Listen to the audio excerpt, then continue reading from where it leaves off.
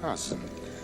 I trust you justify your intrusion with news of profound value. Welcome to MsMojo, and today we're looking at Alan Rickman's unlikely journey to international stardom. I played Richard III. 5 curtain calls. There were 5 curtain calls.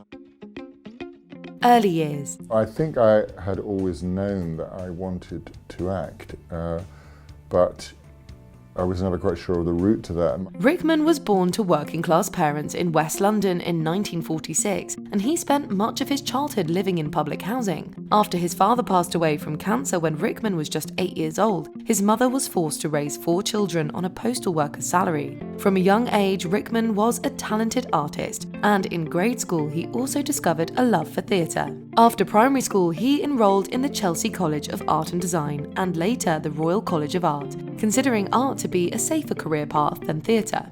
I don't know that I thought this would be part of my life. To be perfectly honest, having a film career at all is a bit of a surprise. He went on to work for a successful graphic designer for several years, even starting his own studio with a few friends. However, his love of acting soon called him back to the stage. After doing amateur theatre for a time, he applied to the Royal Academy of Dramatic Art and was accepted, a move that he himself said changed his life.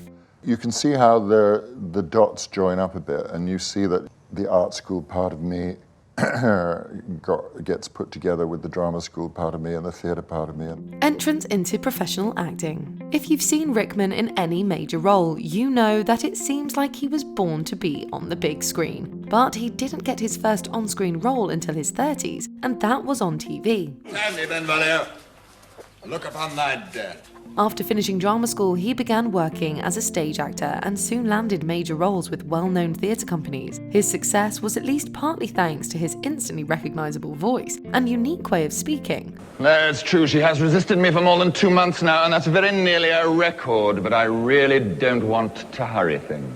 This wasn't an affectation. Rickman was forced to speak slowly because of a birth defect that made his jaw stiff. In the late 1970s, he starred on stage as Sherlock Holmes and appeared in a number of Shakespeare productions. In 1978, he appeared on TV for the first time as Tybalt in a BBC production of Romeo and Juliet. He would go on to have several more minor roles on British television and major roles in British theatre throughout the 1980s. Sorry about the mess. Oh, no.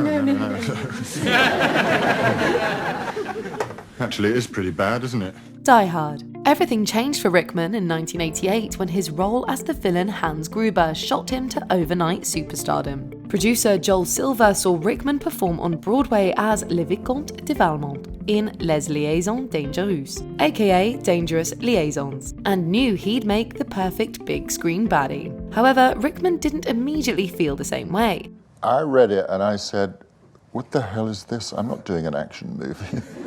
He wasn't sure he wanted to start his film career with a project that was such a far cry from any stage or TV role he had up to that point. However, his friends convinced him that the opportunity was too big to turn down, and we're glad they did. When they touch down, we'll blow the roof. They'll spend a month sifting through the rubble, and by the time they figure out what went wrong, we'll be sitting on a beach earning 20%.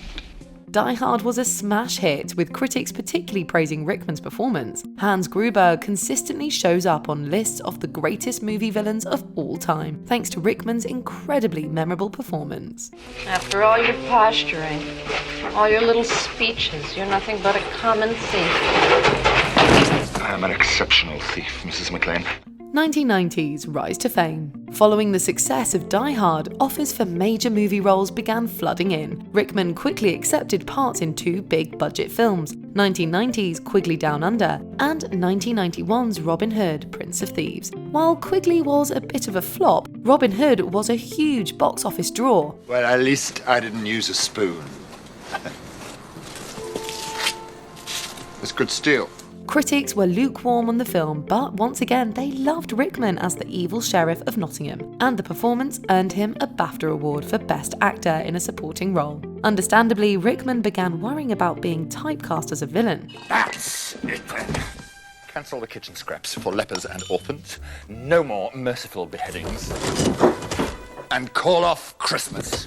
To counter this, he turned down the role of Bond villain Alec Trevelyan in GoldenEye and accepted roles in smaller budget movies that allowed him to explore his range as an actor. One of the most memorable and beloved of these was the British film Truly Madly Deeply, in which Rickman plays the ghost of a woman's deceased boyfriend. He finished out the decade with parts in 2 more major films. He played a snarky angel in Kevin Smith's Dogma, and in Galaxy Quest, he portrays a Shakespearean actor who's annoyed that he's best known for playing an alien, a part that seemed made for Rickman. These roles enabled him to flex his comedic chops for American audiences in a way he'd never done before.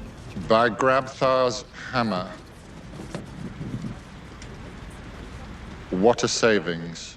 Harry Potter. In the 2000s, a new generation of fans was introduced to Rickman as the loathsome Professor Severus Snape. Though today it's almost impossible to imagine any other actor in the role, Rickman reportedly took a long time to commit to it. Has it ever crossed your brilliant mind that I don't want to do this anymore? His hesitation is understandable, considering he'd been working hard to avoid being seen as nothing but a villain. At the time he signed on to play Snape, not all of the books had been released, and we didn't know where the character was headed. I will attempt to penetrate your mind. You will attempt to resist. Prepare yourself. Contrary to popular rumours, Rickman was almost as much in the dark as the fans. However, J.K. Rowling did share one small detail with Rickman early on, the fact that his character had once been in love with Lily Potter. That knowledge enabled him to play the seemingly villainous Snape with even more depth and complexity. It's said to be nearly unbearable to witness, but I'll do my best. Other 2000s roles. Despite shooting 8 Harry Potter movies in just 10 years, Rickman also managed to squeeze in other movie roles and TV appearances in between. He even directed plays in both New York and London during this time. I was going to ask about the different directors you work with. Have you learnt different things from all of those directors? I think if you're smart, you learn from all of them, and you watch them and thinking, well, I wouldn't handle it like that. So you learn from that as much as going, well, I'm stealing that. Perhaps the most famous of his movies from the 2000s, aside from Harry Potter, of course, is Love Actually, in which he got to play a romantic lead for the first time in years. His character, Harry, is torn between being loyal to his wife and family and pursuing an affair with a flirtatious young employee. I am so in the wrong. A classic fool. The tireless actor also showed up in other major movies like Sweeney Todd, The Demon Barber of Fleet Street, as well as lesser-known and independent films like romantic dramedy Snowcake. I can make it up, right? Yes, that's the best bit. Okay. Before we continue, be sure to subscribe to our channel and ring the bell to get notified about our latest videos. You have the option to be notified for occasional videos or all of them. If you're on your phone, make sure you go into your settings and switch on notifications. Final years. Rickman never slowed down. Even in the last years of his life, he continued showing up on the big screen in both major and minor movies, including a brief but memorable turn as Ronald Reagan in Lee Daniels' The Butler. I sometimes fear I'm on the wrong side of it, and I'm just wrong. In 2014, he stepped into the role of director for A Little Chaos, a period drama which he also co-wrote and appeared in as King Louis XIV. He also teamed up with Tim Burton again to provide the voice of Absalom, the caterpillar, in Alice in Wonderland. He even returned to the stage to star in not one but 2 plays, John Gabriel Borkman, which he performed in both Dublin and New York, and Seminar, which premiered on Broadway. It doesn't matter that there's no subject or story or idea. It's got power. In 2016, Rickman tragically passed away from pancreatic cancer. The news came as a shock to many of his former colleagues, especially since the actor had only shared his diagnosis with a few people. Many fellow actors shared tributes raving about his warmth and kindness, and fans even created a memorial to the late star at the platform 9 3/4 sign at King's Cross Station. Though his entry to Hollywood stardom came relatively late in life, he left behind a legacy that will last long after his passing. Which is to give people a good time, to, go to the movies and have a night off from life, really, is what that is. Which of Alan Rickman's roles do you think is the most iconic? Let us know in the comments. I can tell you how to bottle fame, brew glory, and even put a stopper in death. Do you agree with our picks? Check out this other recent clip from MsMojo. And be sure to subscribe and ring the bell to be notified about our latest videos.